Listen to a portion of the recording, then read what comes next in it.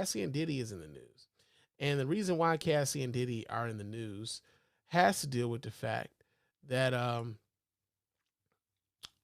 Cassie has accused Sean P. Diddy Combs of sexual assault and abuse while they were in a relationship.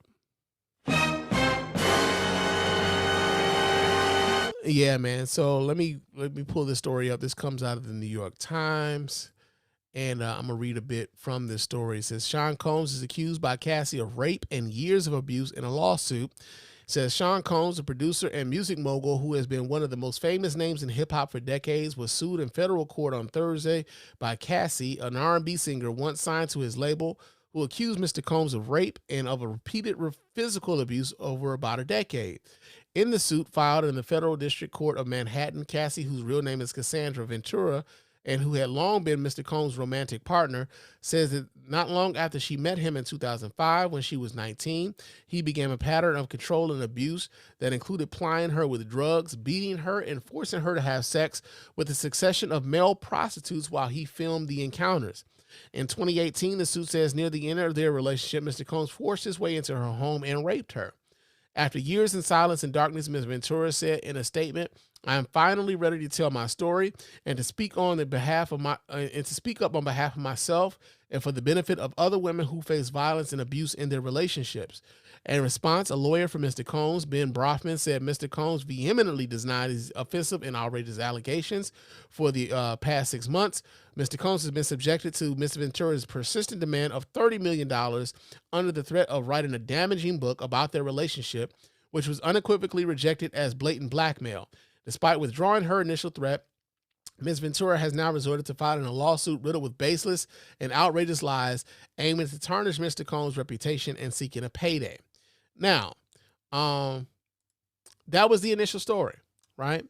This was the initial story. Now, fast forward to not even a day later, Cassie settles a lawsuit accusing Sean Combs of rape and abuse. And again, we get the story out of the New York Times. It says Sean Combs and the singer Cassie have reached a settlement just one day after she filed an explosive lawsuit accusing the hip-hop mogul of rape and numerous instances of physical abuse. The parties announced on Friday evening that they had reached an agreement to resolve the case, though they disclosed no details about the terms of the settlement. I had decided to resolve this matter amicably on terms that I have some level of control, Cassie, whose full name is Cassandra Ventura, said in a statement. I want to thank my family, fans, and lawyers for their unwavering support. In a statement, Mr. Combs said, "We have decided to resolve this matter amicably. I wish Cassie and her family all the best. Love." For Mr. Combs, the settlement quickly shuts down what could have been a risky and potentially embarrassing process of legal discovery in which reams of evidence are made public and a possible trial. And Ms. Ventura, who has already aired her accusations through a public complaint, avoids a cross-examination by Combs' attorneys. In a lawsuit that drew international attention, Ms. Ventura, who signed to Mr. Combs' Bad Boy label in 2005 when she was 19 and dated him for about a decade, accused Mr. Combs of what she said was years of beatings, controlling behavior, and various forms of sexual abuse, including a rape. In response, a lawyer for Mr. Combs, Ben Brofman, said Mr. Combs vehemently denies these offensive and outrageous allegations. Now, a lot of folks have asked, have talked about this, over the course of the week, man. I haven't really consumed much of anybody else's opinions about this because I feel as though, these are things where we've seen how people react to this before, right? During the time where Bill Cosby was being accused by over 50 women of sexual assault or rape and everything else, we saw the level of people who were coming forward to, defend Bill Cosby and say that, these women decided at this point to come forward. What made them wait so long to come forward? And when those sorts of questions come up, it's a way of victimizing, or better yet, blaming the victim for what happened to them, right? Why didn't you speak up before? Like, if this really happened, you should have said so. You should have went straight to the police, this, that, and the other, right? And it's interesting how we continue to kind of fall back into these same patterns when sexual assault cases come up against, or rape cases or abuse cases come up against powerful people. And that, like, the first thing that most folks think is like, yo, this is a money grab, right? Unfortunately, the way the legal system is set up for a lot of sexual assault victims or abuse victims or whatever, unfortunately, the only form of justice that they may even be able to receive would be a financial payment. It's unfortunate, but it's the truth, right? Especially when you consider that, like, yo, there's statute of limitations when it comes to reporting a rape or sexual assault or any sort of abuse. There's a statute of limitation on that. Like, it's not as though it's like there's a case of murder where there is no statute of limitations on murder. Like, if somebody kills you, like, yo, man, 50 years later, that motherfucker can be convicted for for that crime. In a rape or in a rape or sexual assault, not so much, right? So unfortunately, when victims do come forward, man, they're met with doubt by the general public because this is a public figure, and because people love that public figure, they tend to lean in on behalf of the public figure that they come to know and love, despite the fact that we don't know none of these niggas. We don't know none of these motherfuckers. We just don't. Right? So unfortunately, for a lot of these people, the only level of justice that they may get is a financial settlement. Right? The other part that I think is like kind of weird, and I want y'all to follow me here because it's not the exact same thing, but I need y'all to like kind of just follow me here. So we know that victim blaming is wrong. We know it's wrong. And yet folks continue to do it.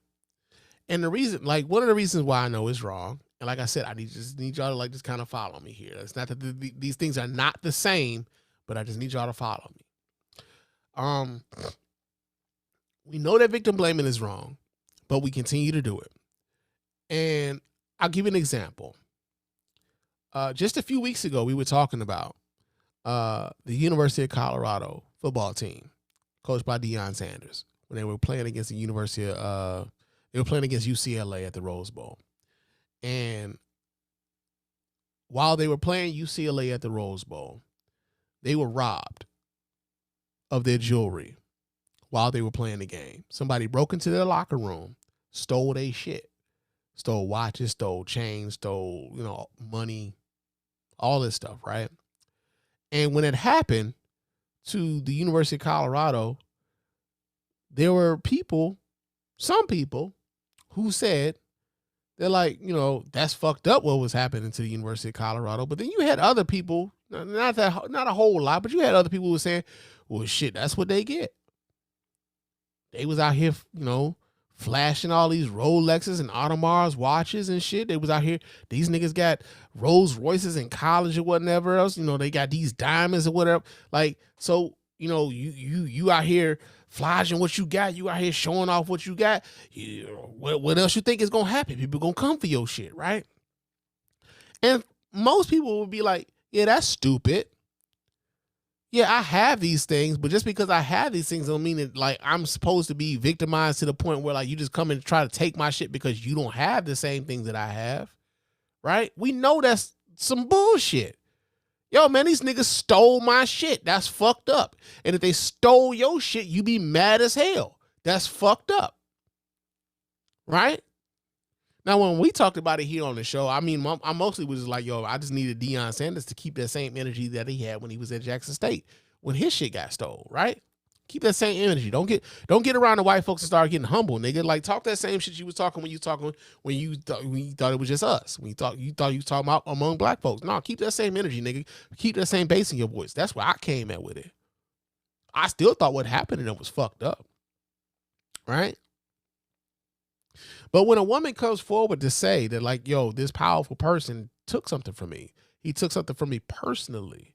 He raped me. He beat me. He abused me. oftentimes, man, because this powerful person is, we tend to like,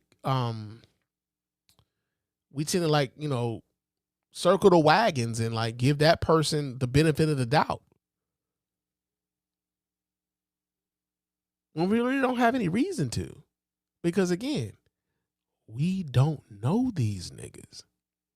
I say this all the time when it comes to like when like say for instance one of the kids of some of these celebrities come out and they speak out against their parents or something like that, and people always like kind of come at the necks of these kids when they say something like Brian McKnight's kids have come out against him, and people like coming at the kids as opposed to like and that's kind of fucked up. Or when was that Kirk Franklin was having a thing with his son, people was coming to the defense of Kirk Franklin. Y'all don't know these niggas, man. We don't know these niggas. So the idea that Cassie comes forward to say, hey, this happened to me, people, for whatever reason, fall into the same familiar pattern to say, well, why did she wait so long to say anything? If she had said something like earlier, would you have believed her then? Would you have believed her then? Or would it be the same thing? That she was only out for money. Right? Now, the other part about this is, hey, this nigga took a day. Like one fucking day to settle this case. Right? Let me shut this down right now. I mean, there have been like stories about Puffy, P. Diddy, Brother Love, whatever the fuck he's calling himself today. There have been stories coming about him for years, man. I mean, we've all heard like some of the supposedly, because I don't know for certain, but some of the more unsavory fucking business practices of Sean P. Diddy Combs, man. We've all heard about like how so many artists were unhappy with their compensation after having dealt with Bad Boy for years, man. So it's not as though he's above it, but still in all, people for whatever reason usually look at a woman with a sexual assault or sexual abuse allegation with a bit of suspicion, despite the fact that we don't know these niggas. And I need people to understand this, man. I've been saying this for years, bro, at this point. I need y'all to be very careful with how y'all talk about sexual assault, abuse, and everything. I need y'all to be very careful with how y'all talk about that. Some of y'all are sitting with or around a sexual assault or sexual abuse victim at this very moment while you're listening to me. You may have been around them while you're not listening to me, but you've been around somebody who's been sexually assaulted or sexually abused. And the way you talk about it will color how they view you and also what they reveal to you. Sometimes, and this is something me and my therapist talk about quite often, sometimes you can be destroying emotional and psychological safety around the people that you love without you even knowing it. And the people that you love, whom you think would tell you something, won't tell you because they've listened to how you've talked about certain issues and certain things. They don't feel safe discussing those things around you. So when you come forward in defense of someone accused of sexual assault or sexual abuse, and you don't know these motherfuckers, keep in mind the people that know you are listening. They're listening to everything you saying. And then they also know how to move around you going forward. I need y'all to keep that in mind. But yeah, man, it's about time for me to get on up out of here. I've been